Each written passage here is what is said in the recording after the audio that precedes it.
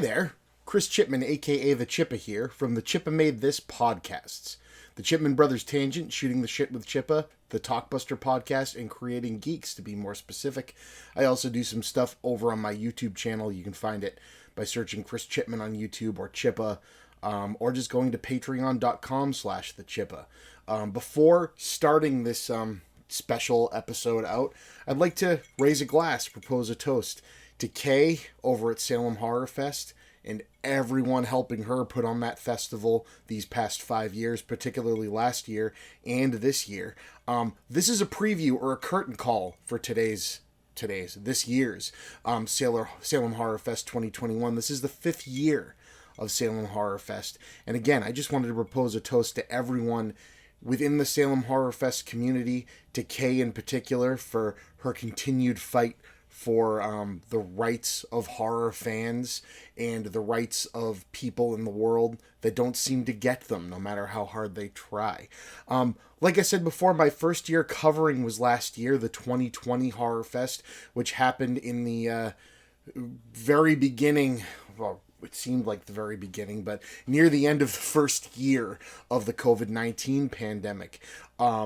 And they were one of the first festivals or first community events that I had heard of that actually went to a full virtual way of getting the content to their fans, and it was a blast. I put in to be a critic to get a critic's pass, and I was able to find films that I never would have seen otherwise. Films like Displaced, Threshold, Lenny, Pappy Ramirez versus Giant Scorpions, The Strings, Danny and the Vampire, and Mass Hysteria.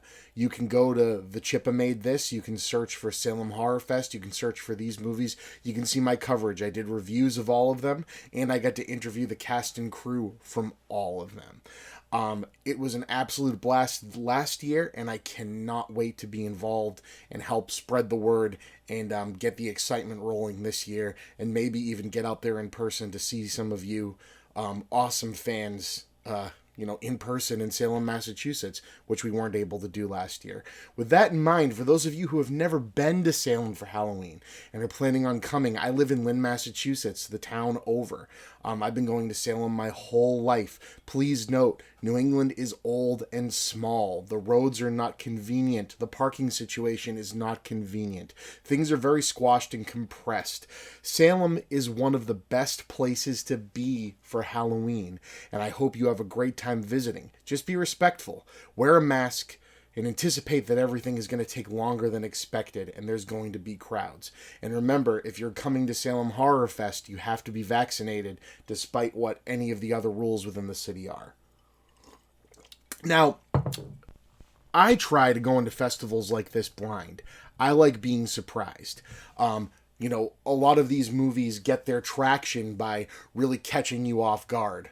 That's what I loved about all of the films I saw last year. So there's no name attached that immediately makes me want to see it. So rather than seeing a trailer, reading a ton, I try to go in blind. I think that gives me a better approach to my review, and I think it allows, something even mundane that the cast and crew might want to tell me, they can, come out of it and it's a surprise to me. It doesn't feel like it's a story they've told to everyone else they've talked to. It makes me invested, and it gives me a better idea, because again, we're not talking about movies that you expect to be super polished, high-end Hollywood films here. We're talking about movies that were, made by the skin of someone's teeth. But the difference is the tools at disposal for people nowadays. It's really hard to tell the difference. All of those movies I mentioned last year, I would have easily seen A24 or Blumhouse or a company like that putting their name on those movies and giving those a theatrical release. They were all fantastic,